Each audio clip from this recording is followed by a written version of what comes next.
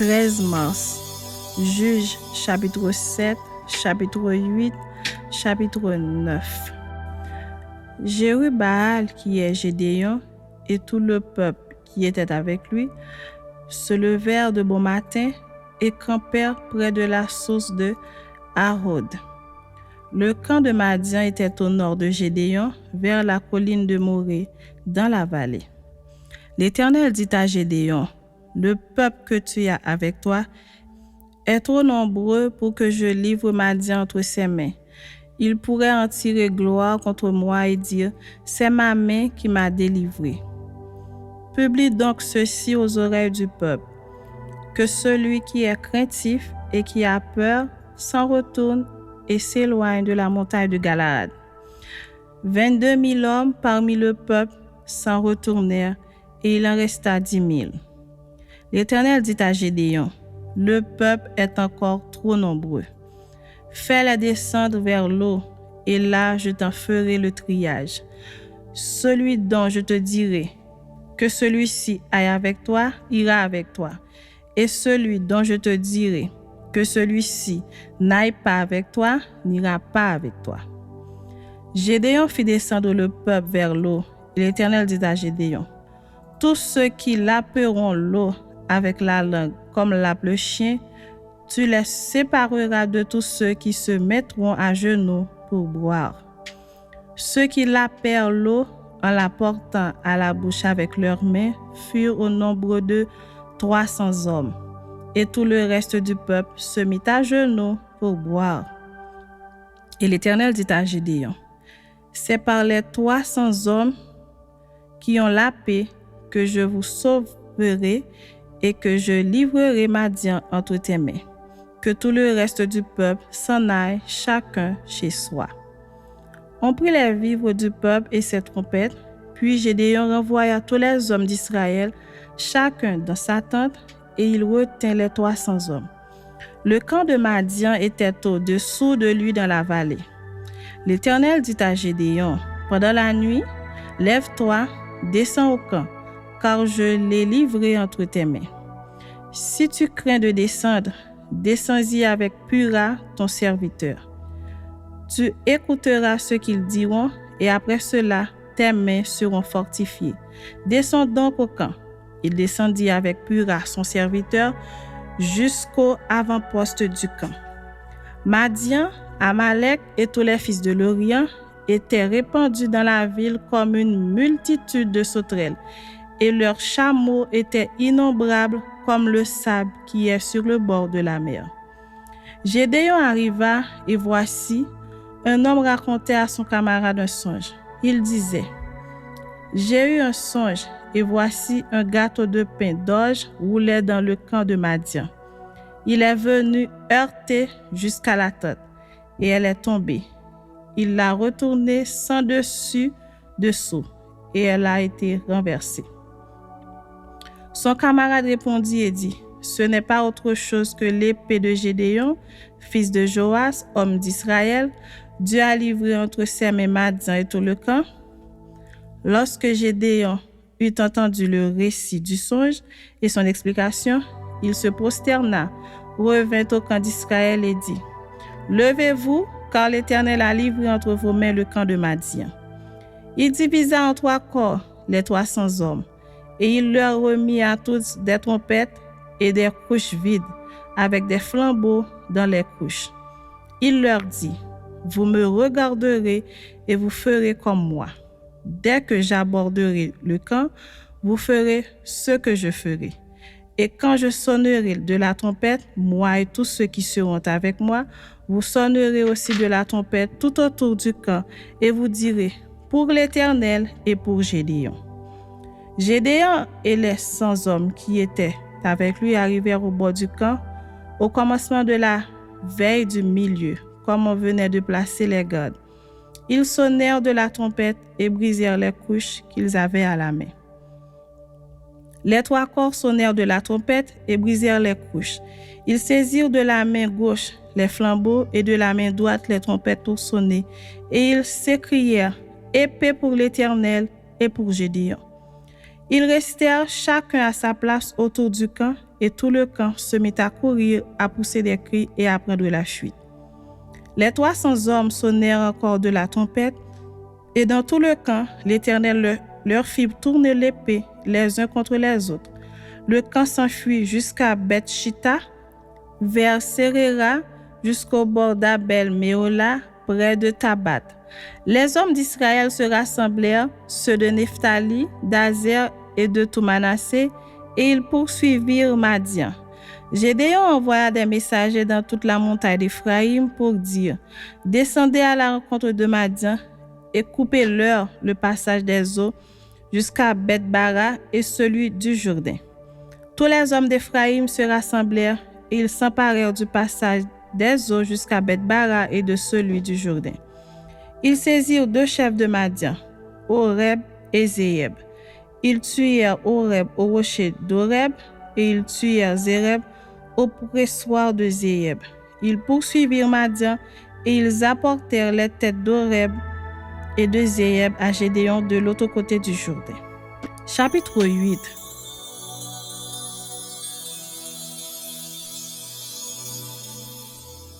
Les hommes d'Éphraïm dirent à Gédéon, « Que signifie cette manière d'agir envers nous? Pourquoi ne pas nous avoir appelés quand tu es allé combattre Madian? » Et ils eurent avec lui une violente querelle. Gédéon leur répondit, « Qu'ai-je fait en comparaison de vous? Le grappillage d'Éphraïm ne vaut-il pas mieux que la vendange d'Abiézer? C'est entre vos mains que Dieu a livré les chefs de Madian, Oreb et Zéeb. Qu'ai-je donc pu faire en comparaison de vous? » Lorsqu'il eut ainsi parlé, leur colère contre lui s'apaisa. Gédéon arriva au Jourdain et il le passa, lui et les 300 hommes qui étaient avec lui, fatigués mais poursuivant toujours. Il dit aux gens de Sukkot, « Donnez, je vous prie, quelques pains au peuple qui m'accompagne, car ils sont fatigués et je suis à la poursuite de Zébach et de Salmuna, roi de Madian. » Les chefs de Sukkot répondirent, « La main de Zébach et de Salmuna est-elle déjà en ton pouvoir pour que nous donnions du pain à ton armée? » Et Gédéon dit, « Eh bien, lorsque l'Éternel aura livré entre mes mains Zébach et Salmuna, je boirai votre chair avec des épines du désert et avec des chardons. » De là, il monta à Pénuel, et il fit aux gens de Pénuel la même demande. Ils lui répondirent, comme avaient répondu ceux de Sukkot. Et il dit aussi aux gens de Pénuel, « Quand je reviendrai en paix, je renverserai cette tour. » Zébach et Salmuna étaient à Karkor et leur armée avec eux. Environ 15 000 hommes, tous ceux qui étaient restés de l'armée entière des fils de l'Orient. 120 000 hommes tirant l'épée avaient été tués. Gédéon monta par le chemin de ceux qui habitent sous les tentes à l'orient de Nobach et de Jogbéa, et il battit l'armée qui se croyait en sûreté. Zébach et Salmuna prirent la fuite. Gédéon les poursuivit. Il s'empara des 2 rois de Madian, Zébach et Salmuna, et il mit en déroute toute l'armée. Gédéon, fils de Joas, revint de la bataille par la montée de Hérès. Il saisit d'entre les gens de Sukkot un jeune homme qui l'interrogea et qui lui mit par écrit les noms des chefs et des anciens de Sukkot, 77 hommes. Puis il vint auprès des gens de Sukkot et dit, « Voici Zébach et Salmuna, au sujet desquels vous m'avez insulté en disant, la main de Zébach et de Salmuna est-elle déjà en ton pouvoir pour que nous donnions du pain à tes hommes fatigués? » Il prit les anciens de la ville et châtia les gens de Sukkot avec des épines du désert et avec des chardons. Il renversa aussi la tour de Pénuel et tua les gens de la ville. Il dit à Zébach et à Salmuna, « Comment étaient les hommes que vous avez tués au Tabor? » Ils répondirent, « Ils étaient comme toi, chacun avait l'air d'un fils de roi. » Il dit, « C'étaient mes frères, fils de ma mère. L'Éternel est vivant. Si vous les eussiez laissés vivre, je ne vous tuerais pas. » Et il dit à Jéter, son premier-né, « Lève-toi, tue-les. » Mais le jeune homme ne tira point son épée parce qu'il avait peur, car il était encore un enfant. Zébach et Salmuna dirent, « Lève-toi toi-même et tue-nous, car tel est l'homme, telle est sa force. » Et Gédéon se leva et tua Zébach et Salmuna. Il prit ensuite les croissants qui étaient au cou de leurs chameaux. Les hommes d'Israël dirent à Gédéon, « Domine sur nous, et toi et ton fils, et le fils de ton fils, car tu nous as délivrés de la main de Madian. » Gédéon leur dit, « Je ne dominerai point sur vous, et mes fils ne domineront point sur vous, c'est l'Éternel qui dominera sur vous. » Gédéon leur dit, « J'ai une demande à vous faire. Donnez-moi chacun les anneaux que vous avez eus pour butin. » Les ennemis avaient des anneaux d'or, car ils étaient Ismaélites. Ils dirent, « Nous les donnerons volontiers. » Et ils étendirent un manteau sur lequel chacun jeta les anneaux de son butin. Le poids des anneaux d'or que demanda Gédéon fut de 1700 cycles d'or, sans les croissants, les pendants d'oreilles et les vêtements de pourpre que portaient les rois de Madian, et sans les colliers qui étaient au cou de leurs chameaux. Gédéon en fit un éphod et il le plaça dans sa ville, à Ophra, où il devint l'objet des prostitutions de tout Israël, et il fut un piège pour Gédéon et pour sa maison. Madian fut humilié devant les enfants d'Israël, et il ne leva plus la tête, et le pays fut en repos pendant 40 ans durant la vie de Gédéon. Jérubaal, fils de Joas, s'en retourna et demeura dans sa maison. Gédéon eut 70 fils, issus de lui car il eut plusieurs femmes. Sa concubine qui était à Sichem lui enfanta aussi un fils à qui on donna le nom d'Abimélec. Gédéon, fils de Joas, mourut après une heureuse vieillesse et il fut enterré dans le sépulcre de Joas, son père, à Ophra, qui appartenait à la famille d'Abiézer. Lorsque Gédéon fut mort, les enfants d'Israël recommencèrent à se prostituer au Baal et ils prirent Baal-Bérith pour leur Dieu. Les enfants d'Israël ne se souvinrent point de l'Éternel, leur Dieu, qui les a fait délivrer de la main de tous les ennemis qui les entouraient. Et ils n'eurent point d'attachement pour la maison de Jérubaal, de Gédéon, après tout le bien qu'il avait fait à Israël. Chapitre 9.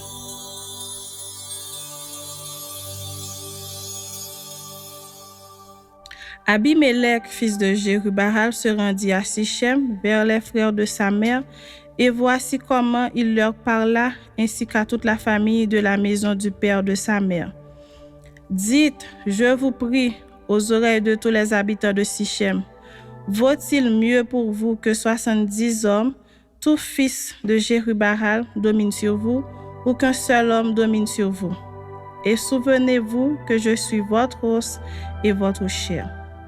Les frères de sa mère répétèrent pour lui toutes ces paroles aux oreilles de tous les habitants de Sichem, et leur cœur inclina en faveur d'Abimélec, car ils se disaient, c'est notre frère. Ils lui donnèrent 70 cycles d'argent, qu'ils enlevèrent de la maison de Baal-Bérith. Abimélec s'en servit pour acheter des misérables et des turbulents qui allèrent après lui. Il vint dans la maison de son père à Ophra, et il tua ses frères, fils de Jérubaal, 70 hommes, sur une même pierre. Il n'échappa que Jotam, le plus jeune, fils de Jérubaal, car il s'était caché. Tous les habitants de Sichem et toute la maison de Milo se rassemblèrent. Ils vinrent et proclamèrent roi Abimélec près du chêne planté dans Sichem. Jotam en fut informé. Il alla se placer sur le sommet de la montagne de Garizim, et voici ce qu'il leur cria à haute voix. « Écoutez-moi, habitants de Sichem, et que Dieu vous écoute. » Les arbres partirent pour aller rendre un roi et le mettre à leur tête. Ils dirent à l'olivier, « Règne sur nous. » Mais l'olivier leur répondit, « Renoncerai-je à mon huile qui m'assure les hommages de Dieu et des hommes pour aller planer sur les arbres? Et les arbres dirent au figuier, viens, toi, règne sur nous.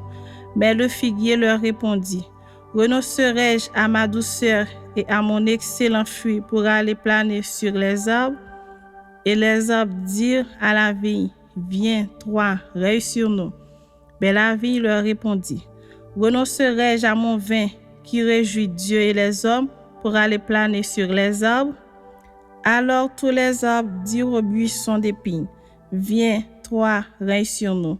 Et le buisson d'épines répondit aux arbres, si c'est de bonne foi que vous voulez moindre pour votre roi, venez, réfugiez-vous sous mon ombrage. Sinon, un feu sortira du buisson d'épines et dévorera les cèdres du Liban.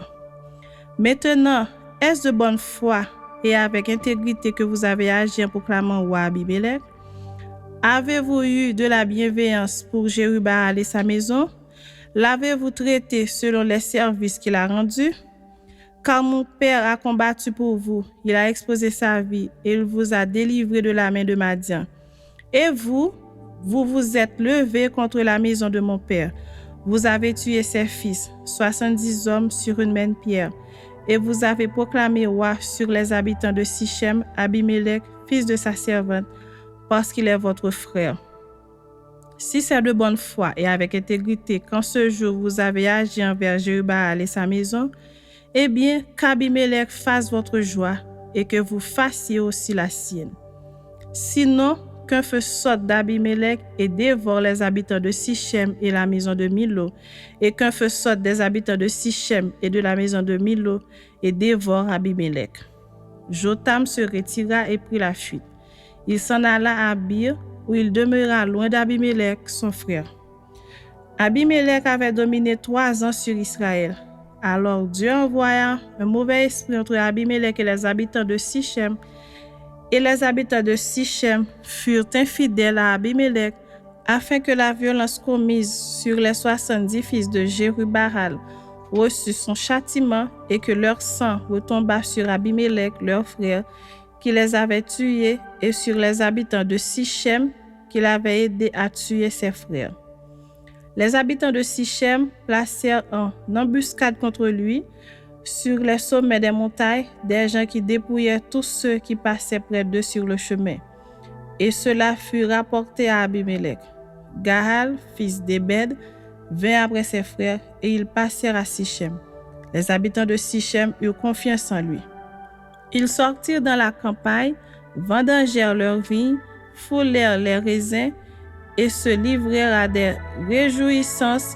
Ils entrèrent dans la maison de leur Dieu, ils mangèrent et burent, et ils maudirent Abimélec. Et Gahal, fils d'Ebed, disait, qui est Abimélec? Et qu'est Sichem pour que nous servions Abimélec?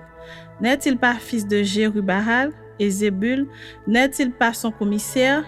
Servez les hommes de Hamor, père de Sichem, mais nous, pourquoi servirions-nous Abimélec? Oh, si j'étais le maître de ce peuple, je renverserais Abimélec. Et il disait d'Abimélec, renforce ton armée, mets-toi en marche. Zébul, gouverneur de la ville, apprit ce que disait Gahal, fils d'Ebed, et sa colère s'enflamma. Il envoya secrètement des messagers à Abimélec pour lui dire, voici, Gahal, fils d'Ebed, et ses frères sont venus à Sichem, et ils soulèvent la ville contre toi. Maintenant, pars de nuit, toi et le peuple qui est avec toi, et mets-toi en embuscade dans la campagne. Le matin, au lever du soleil, tu fondras avec impétuosité sur la ville, et lorsque Gahal et le peuple qui est avec lui sortiront contre toi, tu lui feras ce que tes forces permettront. Abimélec et tout le peuple qui était avec lui partirent de nuit, et ils se mirent en embuscade près de Sichem, divisés en 4 corps. Gahal, fils d'Ebed, sortit et il se tint à l'entrée de la porte de la ville. Abimélec et tout le peuple qui était avec lui se levèrent alors de l'embuscade.